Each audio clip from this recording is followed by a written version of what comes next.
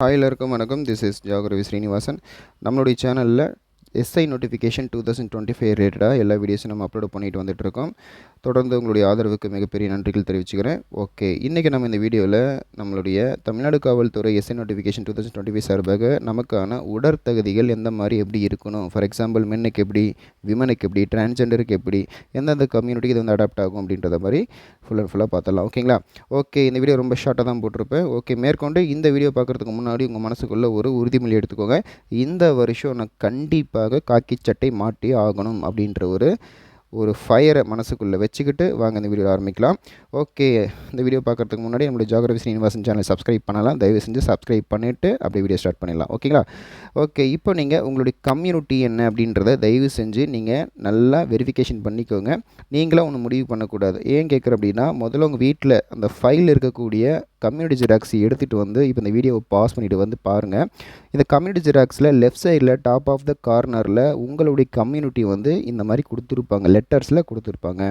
அதை முதல்ல செக் பண்ணிக்கோங்க. என்னது, நீங்கள் ஓசியா, பிசியா அல்லது பிசிஎம்னா முஸ்லீமா, எம்பிசியா, டிஎன்சியா அப்படின்றத இந்த இடத்துல போய் பார்த்துட்டு வாங்க. ஒன்றும் பிரச்சனை இல்லை. ஓகேங்களா? சில பேர் பிசி அப்படின்ற சர்டிஃபிகேட் வச்சுக்கிட்டு ஒரு பிசிஎம் அப்படின்ற மாதிரி உட்காந்துருப்பாங்க. இல்லை நீங்கள் எஸ்சியா, எஸ்சி ஏவா, எஸ்டியா, இதெல்லாம் உங்களுக்கு என்ன போட்டிருக்கோ அதுதான் உங்களுக்கு ஏற்றுக்கொள்ளப்படும். ஓகேங்களா? அதை பார்த்துக்கோங்க. சரி, இப்போ கம் டு த பாயிண்ட். இப்போ நீங்கள் வந்து இந்த கம்யூனிட்டிக்குள்ளே நீங்கள் ஒரு ஆணாக இருந்தீங்க அப்படின்னா, பிசி, ஓபிசி, பிசிஎம், எம்பிசியாக இருந்தீங்க அப்படின்னா, நீங்கள் ஒரு ஆண் அப்படின்னா 170 சென்டிமீட்டர் உயரம் கட்டாயம் இருத்தல் அவசியம். சார் நான் 169 தான் இருக்கிறேன் அப்படின்னா எடுத்துக்க மாட்டாங்க. 169.5 தான் இருக்கிறேன் அப்படின்னா எடுத்துக்க மாட்டாங்க. இப்போலாம் ரொம்பவே டெக்னாலஜி அதிகமாகிடுச்சு அப்படின்றதுனால கேமராக்கு முன்னாடி தான் உங்களுடைய ஹைட்டெல்லாம் செக் பண்ணுவாங்க. ஸோ அதனால் உங்களை சுற்றி 2 கேமரா எப்போவுமே இருக்கும். ஓகேங்களா? அதனால் ஹைட் செக் பண்ணும்போது துல்லியமாக செக் பண்ணுவாங்க. அடுத்தது நீங்கள் வந்து இதே கம்யூனிட்டி கீழே நீங்கள் ஒரு விமனாக இருக்கீங்க, டிரான்ஸ்ஜெண்டராக இருக்கீங்க அப்படின்னா 159 சென்டிமீட்டர் உயரம் அவசியம் இருத்தல் வேண்டும். சரிங்களா? 158 தான் இருக்கிறேன் அப்படின்னாலும் எடுத்துக்க மாட்டாங்க. ஃபிசிக்கல் மெஷர்மெண்ட்லேயே கண்டுபிடிச்சி வெளியே அனுப்பிச்சிடுவாங்க. ஓகேங்களா? அடுத்தது எஸ்சி, எஸ்சிஏ, எஸ்டியாக இருக்கிறீங்க அப்படின்னா, நீங்கள் ஒரு ஆண் அப்படின்னா 167 சென்டிமீட்டர் உயரமும், நீங்கள் ஒரு பெண் அல்லது 3ஆம் பாலினத்தவராக இருந்தால் 157 சென்டிமீட்டர் உயரமும் இருத்தல் அவசியம். ரெண்டுக்கும் ஒரு 10 சென்டிமீட்டர் தான் வித்தியாசம். ஓகேங்களா? சரி, அடுத்து பார்க்கலாங்களா? ஸோ அதனால் இப்போவே உங்களுடைய ஃபைலுக்குள்ளே இருக்கிற கம்யூனிட்டி ஜெராக்ஸ் சர்டிஃபிகேட் எடுத்துகிட்டு போய் இப்போயே வெரிஃபிகேஷன் பண்ணி பாருங்கள். ஓகே, அடுத்தது உங்களுடைய செஸ்ட் மெஷர்மெண்ட் அப்படின்றது ஜஸ்ட் ஃபார் ஒரு மென்னுக்கு மட்டும்தான் அது வந்து பொருந்தும். நீங்கள் நார்மலாக உங்களுடைய செஸ்ட் எவ்வளோ இருக்கணும் அப்படின்னா 81 சென்டிமீட்டர் இருக்கணும். இதில் 1 சென்டிமீட்டர் கம்மியாக இருந்தால் கூட எடுத்துக்க மாட்டாங்க. ஓகேங்களா? நீங்கள் தம் கட்டி மூச்சை உள்ளே இழுக்கிறீங்க, இன்ஸ்பிரேஷன் பண்ணுறீங்க அப்படின்னா 5 சென்டிமீட்டர் கூடுதலாக அதில் சேர்த்தா 86 சென்டிமீட்டர் உங்களுடைய செஸ்ட் எக்ஸ்பேன்ஷன் விரியணும். 85 தான் இருக்கிறேன் அப்படின்னாலும் எடுத்துக்க மாட்டாங்க. ஆக மொத்தம் நீங்கள் நார்மல் செஸ்ட் வந்து 81 சென்டிமீட்டர் ஆகும். நல்லா மூச்சை உள்ளே இழுத்து தம் கட்டுறதுக்கு அப்புறமா உங்களுடைய செஸ்ட் மெஷர்மெண்ட் 86 சென்டிமீட்டர், அதாவது கூடுதலாக 5 சென்டிமீட்டர் எக்ஸ்பேண்ட் ஆகும் இருந்தால் மட்டும்தான் உங்களுக்கு அந்த செஸ்ட் மெஷர்மெண்ட் நீங்கள் ஓகே அப்படின்னு அர்த்தம். இதுவே நீங்கள் எக்ஸ் சர்வீஸ் மேனாக இருந்தீங்க அப்படின்னா உங்களுடைய செஸ்ட் மெஷர்மெண்ட்டுன்றது தேவையில்லை, அவசியம் கிடையாது. ஓகேங்களா? ஏன்னா நீங்கள் டிபார்ட்மெண்ட்டில் சேரும்போதே இதெல்லாம் ஓகே ஆனதுக்கப்புறம் தான் உள்ளே வந்திருப்பீங்க. ஆனால் பின்னாடி ஒரே ஒரு கண்டிஷன் இருக்குது எக்ஸ் சர்வீஸ் மேனுக்கு, நான் பின்னாடி சொல்லிடுறேன். சரி, இந்த மாதிரிலாம் அளந்துக்கிட்டோம். ஓகே, நான் ஃபிசிக்கல் மெஷர்மெண்ட்டில் ஓகே நான் இப்படி இருக்கிறேன் அப்படின்னா கண்டிப்பாக தாராளமாக நீங்கள் அப்ளிகேஷன் போட்டு எழுதுங்க, ஒன்றும் பிரச்சனை இல்லை. இன்னொரு விஷயம் பார்த்தீங்கன்னா, நான் ஃபிசிக்கல் மெஷர்மெண்ட்டில் இல்லை அப்படின்னா தயவு செஞ்சு நான் ஒரு பர்சனல் அட்வைஸ் பண்ணிக்கிறேன். என்னென்னா, நீங்கள் குரூப் 4 தான் எலிஜிபிள் ஆக போகிறீங்க, குரூப் 4 தான் படிக்கிறீங்க தான் டார்கெட்டு, குரூப் 1 படிக்கிறீங்க தான் டார்கெட்டு, ஆர்ஆர்பி படிக்கிறேன் அப்படின்னா தயவு செஞ்சு டிஎன்யூஎஸ்ஆர்பி லைனுக்குள்ளே நீங்கள் வராதிங்க. ஏன்னா நீங்கள் அதிகமான மார்க் எடுக்கிற காரணத்தினால டிஎன்யூஎஸ்ஆர்பி தான் லைஃப் லைன் டார்கெட் அப்படின்றவங்களுடைய கட் ஆஃப் வந்து அதிகமாகிறதுக்கான வாய்ப்புக்கு நீங்களே காரணமாகிடுறீங்க. அதனால் தயவு செஞ்சு அவங்களோட லைஃப் லைனுக்குள்ளே வராதிங்க.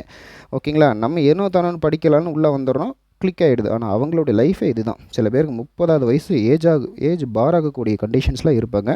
அதுக்காக தான் சொல்கிறேன், என்னுடைய ஸ்மால் ரிக்வெஸ்ட். ஓகே, அடுத்தது உங்களுடைய செலெக்ஷன் ப்ராசஸ் எப்படி இருக்கும்? ஓகே, இப்போ மீட்டர்லாம் வந்து செக் பண்ணிட்டீங்க, மெஷர்மெண்ட்லாம் பண்ணிட்டீங்க, செஸ்ட் எவ்வளோ வருது, உயரம் எவ்வளோ வருது. ஓகே. அடுத்தது உங்களுடைய செலெக்ஷன் ப்ராசஸ் எப்படி இருக்குன்னா, நீங்கள் விண்ணப்பம் போட்டிருப்பீங்க, உங்களுக்கு ஹால் டிக்கெட் வரும். சரிங்களா? கால் லெட்டரில் ஹால் டிக்கெட் வந்துடும்.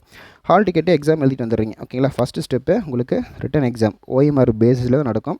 OMR பேஸில் எந்த மாதிரி கொஷின் பேட்டர்ன் இருக்கும், எவ்வளோ மார்க் டிஸ்ட்ரிபியூஷன் அப்படின்றதுல நான் பின்னாடி அடுத்த வீடியோவில் போடுறேன். ஓகேங்களா? ரெண்டாவது எக்ஸாம் எழுதிட்டிங்களா? ரெண்டாவது என்னது, என்ட்யூரன்ஸ் டெஸ்ட் அப்படின்னு சொல்லுவாங்க. அதாவது இதுக்கு பேர் சகிப்புத்தன்மையை சோதித்தல். ஓகேங்களா, நல்லா புரிஞ்சுக்கணும். ஃபஸ்ட்டு உங்களுக்கு ரிட்டன் எக்ஸாம், ரெண்டாவது தான் இந்த என்ட்யூரன்ஸ் டெஸ்ட். இது என்ன அப்படின்னு கேட்டிங்கன்னா, காமனாக உங்களுடைய லெவலை வந்து பரிசோதிப்பாங்க. ஃபார் எக்ஸாம்பிள், நீங்கள் மென்னாக இருந்தீங்கன்னா 1500 மீட்டர் வித்தின் 7 மினிட்ஸ்க்குள்ளே ஓடி ஆகணும். கரெக்டாக 6.59 நிமிஷத்தில் ஓடி முடிச்சிடணும் நீங்கள்.